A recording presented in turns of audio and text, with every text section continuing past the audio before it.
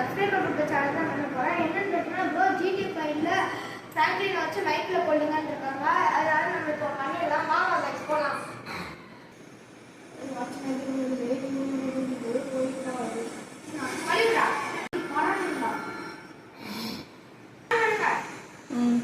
கட்டிச்சு தூக்குறோம் மைக்கில் சதர் ஓடுறோம் மைக்கில்